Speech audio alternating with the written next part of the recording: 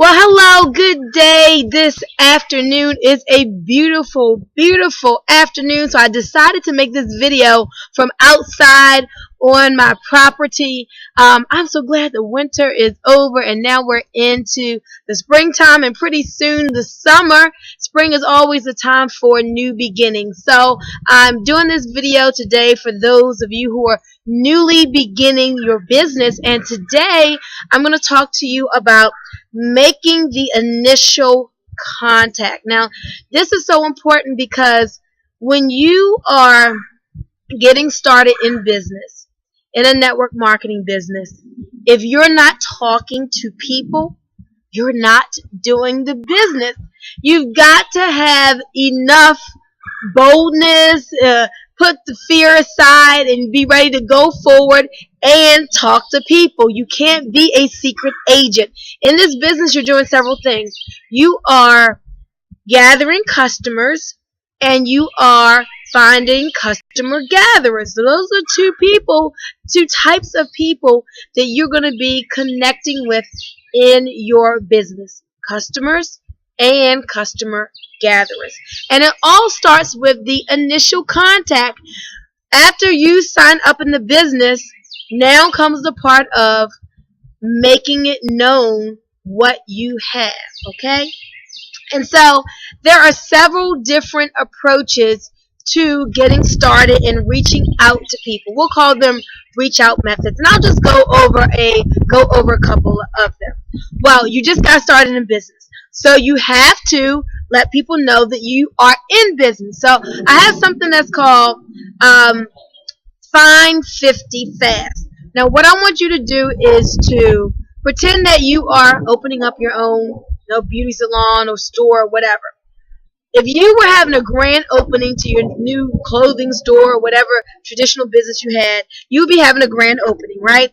And you'd be letting everybody know, your cousins, your aunts, your church family. You let them know that, hey, I'm opening up a store on the corner of 5th and Main. I'm having a grand opening. Yeah, come out and support me. It's going to be fun and giveaways and whatever. So you're just going to be talking about your new business that you're excited about.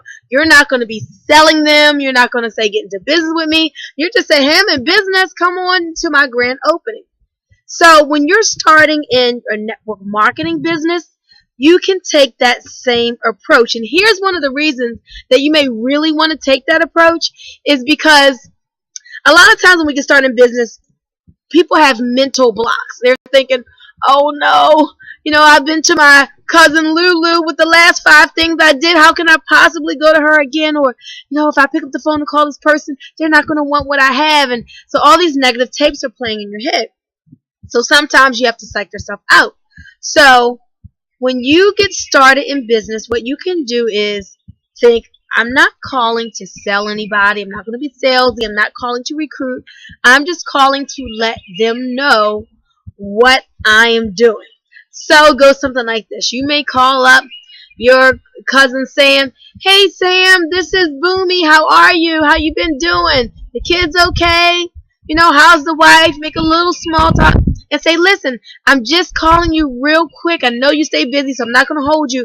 I have just gotten started in my own business. I'm really excited. I have my own online hair weave store. So Sam, if you know anybody who is looking for an opportunity to make an extra, $500 to $1,500 a month part-time, or maybe more if they have some extra time available, or if you know of anybody who would love, who likes weave and would love to wear incredible celebrity grade hair but get it for less, then definitely, can you do me a favor? Can you remind them that your cousin is in that hair weave business and give me their information or give them my contact information? All right, great, thanks, gotta go, bye. So all you did was call and you let them know what you were doing. You didn't ask them to buy. You did not ask them to join. All right. Now what happens is, as you are sharing this and you're not talking to them about them, you're saying, hey, if you know anyone, well, guess what? You've planted the seed. And if by chance they fall into the category, guess what they'll say? Oh, yeah, me. $1,500 a month part-time. Well, wait a minute. Well, what are you doing? Can you tell me a little bit more about it? So you want to Do that with 50 people. All of us have hundreds of names in our contacts in our phone. Get your 50, and within your first 24 to 48 hours, you want to call down that list. Okay? You want to call down that list, and you want to announce your grand opening of your business. All right?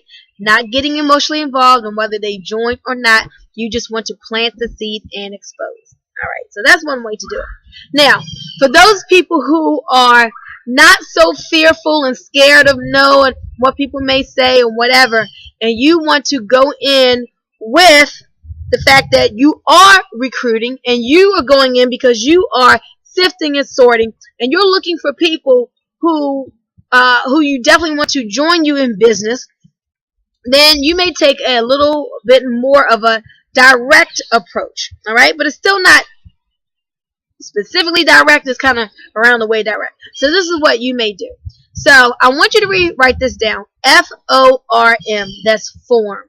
And form stands for family, occupation, recreation, and money. So those are 4 categories that when you are getting in touch with your cousin or your friend or whoever you are calling, you want to form them, get them talking, making those connections, not just calling to throw up all over them, telling them right about the business. So you're getting back in contact. So, hey, Joe, this is Bunmi. Man, it's been a long time. How you doing?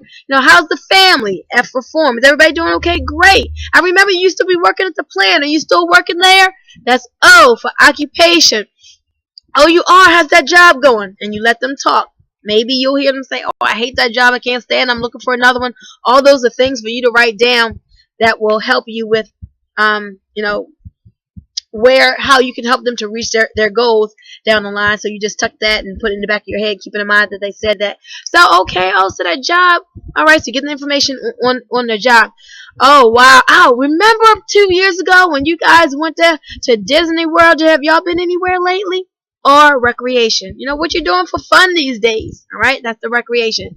And the last thing, the M, is money. Now, it's hard to ask other people about their financial situation, but you can talk about yours. I say, oh, remember how I've always was looking for ways to make more money because, girl, on this job, I just been struggling. I can't stand it. I've been, really assessing my situation. I look back and say, I've been on this doggone job for 20 years, and I have nothing to show for it. I said, there has got to be a better way. You know what I mean?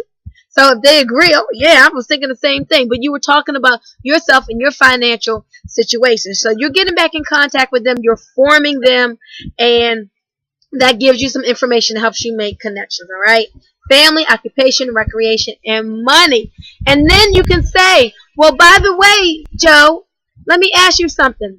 And here's some different techniques. I'm going to give you a couple different things to say. Let me ask you a question. Do you keep yourself open to winning business opportunities? So if they're telling you about their job and maybe they don't like it or they need more money, trying to get out of debt, or they don't have time because they're working so much, you can just ask them, well, Joe, well, Sally, do you keep yourself open to winning business opportunities? So there's a question that kind of, directs right there, unless you know if they're open or not. Hey, Joe, well, let me ask you a question. If the timing was right and it could fit into your schedule, would you be open to taking a look at something that could put an extra, $500 to $1,500 a month, in your bank account without you giving up anything that you're currently doing, right? So you just ask him, if the timing were right and if it could fit into your schedule, would you be willing to look at something? You're not asking would they do it. Would you be willing to look at something that could put an extra, and you put the amount of money on it, that would put an extra, $1,500 a month in your bank account without you giving up anything that you're currently doing? Well, that's important to say because a lot of people think, oh yeah, well, what am I going to have to do? Is it going to be another 40 hours a week or whatever? So, those are 2 pique your interest questions that I use just to quickly see, hey, is this somebody I should be talking to? And I love just saying, hey, Joe, let me ask you, Sally, do you keep yourself open to winning business opportunities? Because if they're like, oh, no, business opportunity, not me, girl, I'm just about my job, then I don't got to say nothing. And if you try to talk somebody into the business who does not keep themselves open for opportunities, then you are doing yourself a disservice. But if you sort and sift and you find somebody who says, oh yeah, keep yourself open, what do you got? Then, all right, then you have found a winner. Now that is a prospect and not a suspect. That's somebody that you can move to this next step of having them to listen to the 3-minute sizzle call. But the point of what I'm trying to say here today is this. When you're getting started in the business, I know now you've been in less than 2 weeks, okay?